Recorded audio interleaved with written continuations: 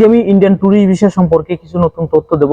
অনেকেরই কিন্তু ইউটিউব ফেসবুকে দেখছি যে ট্যুরিস্ট ভিসা খুলে যাচ্ছে, মানে নতুন ক্যাটাগরি ট্যুরিস্ট ভিসা খুলছে, মানে সত্য সাপেক্ষ ট্যুরিস্ট ভিসা খুলছে। তো এরকম তথ্য পাচ্ছি, তো এগুলো কিন্তু আসলে ভুয়া। অনেকেই কিন্তু ভিউ কামানোর জন্য ইউটিউবে উল্টোপাল্টা ভিডিও ছাড়ে। তো আসলে ট্যুরিস্ট ভিসা সহজে খুলছে না, এটা 100% শিওর।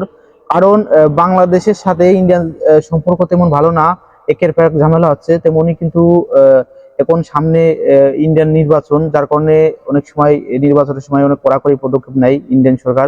তো ট্যুরিস্ট ভিসা আপাতত খুলছে না। যদি খোলার ইচ্ছে থাকতো বা খোলার মতন থাকতো তাহলে কিন্তু খোঁজার আগেই ট্যুরিস্ট ভিসা খুলে দিত।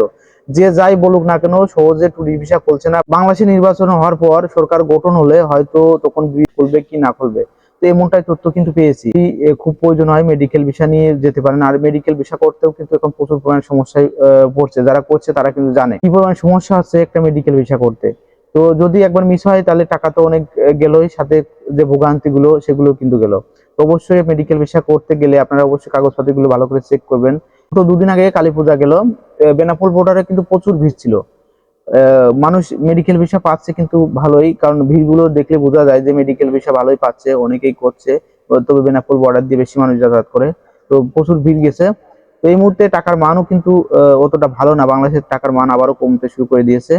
তো যাই হোক, আপনারা যদি ইন্ডিয়ান ট্যুরিস্ট ভিসার সঠিক তথ্য জানতে চান অবশ্যই আমার এই চ্যানেলটি সাবস্ক্রাইব করবেন। আমি অবশ্যই এই চ্যানেলে মানে রিয়েল 100% রিয়েল তথ্য দিয়ে থাকি। কে কি বললো না বললো সেটা আমার দেখার বিষয় না, তবে আমি 100% সঠিক তথ্য দিয়ে থাকি।